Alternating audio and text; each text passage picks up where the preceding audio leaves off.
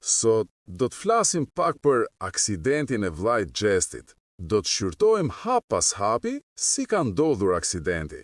Prandaj do ju lutesha ta shikonit videon deri në fund. Përpara se të fillojmë, mos harroni të bëni një like dhe subscribe kanalin ton. Nguselime familjes së Xhestit. Ishte një pasdite e zakonshme, kur qielli mbi qytet kishte marrë një ngjyrë blu të thellë dhe dielli po binte but mbi rrugët e ngushta. Vllai i Xhestit, një djalë i ri plot jetë, kishte vendosur të dilte për një xhira me motorin e tij me 4 goma, një pasion që i rrinte në gjak.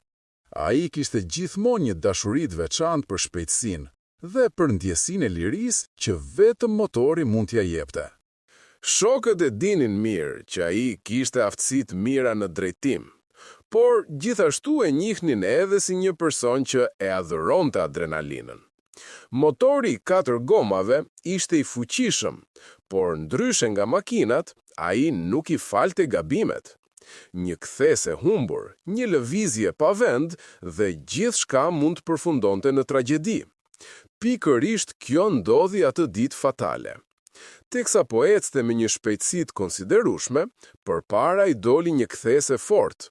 Ai provoi të mbante timonin fort, por motorrat e tillë nuk janë të lehtë për të kontrolluar kur shpejtësia është e madhe. Në atë moment, gjithçka ndodhi shpejt.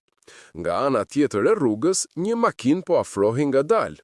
Shoferi i saj pa që djali kishte humbur kontrollin e motorit. Në një përpjekje për të shmangur tragjedinë, shoferi e zhvendosi makinën në korsin tjetër, duke shpresuar t'i hapte rrugë. Por edhe kjo lëvizje nuk mjaftoi. Vllai i Xhestit, i përfshirë tashmë në kaosin e shpejtësisë dhe të kthesës së fortë, nuk arriti ta ndalte motorin. Përplasja ishte e pashmangshme. Motori goditi me forcë anën e makinës, pikërisht tek feneri i pasagjerit. Zhurma e përplasjes kumbon ende në kujtesën e atyre që ishin aty pranë. Nga impakti i fortë, trupi i tij fluturoi disa metra më tej, duke rënë rënd në asfalt. Në atë çast, koha sikur u ndal. Kalimtarët u afruan me vrap. Shoferi i makinës u tronditi tëri, ndërsa miqtë e tij që ishin pas tij në rrugë u lëritën nga dhimbja.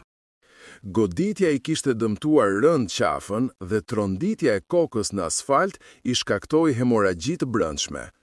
Edhe pse ambulanca u thirr menjëherë dhe ndihma e parë u dha në vend ngjarje, dëmet kishin qenë të parikuperueshme. Çdo sekond dukej si një betejë mes jetës dhe vdekjes. Mjekët luftuan për ta shpëtuar, por fati ishte i pamëshirshëm. Djaloshi që pak minuta më parë ndjente erën e shpejtësisë në fytyrë, tashmë po përballej me fundin e jetës së tij. Ky aksident i rënd tronditi jo vetëm familjen e Xhestit, por edhe gjithë komunitetin. Një djalë i ri, plot ëndra e plane, humbi jetën në mënyrë tragjike. Prindërit e tij, motrat, vëllezërit dhe miqt mbetën të shokuar nga kjo humbje e papritur. Në çdo bisedë pas asaj dite, kujtohej pasioni i tij për motorët, buzëqeshje që nuk i ndahej dhe shpirti i lirë që tani ishte shuar. Varrezat u mbushën me njerëz, lotët nuk rreshnin dhe dhimbja përhapi një heshtje të rëndë mbi të gjithë ata që morën pjesë në varrim. Kjo histori nuk është vetëm rrëfim për një aksident, por edhe një paralajmërim i hidhur për rrezikun e shpejtësisë dhe fuqinë e pashmangshme të një çasti të vetëm.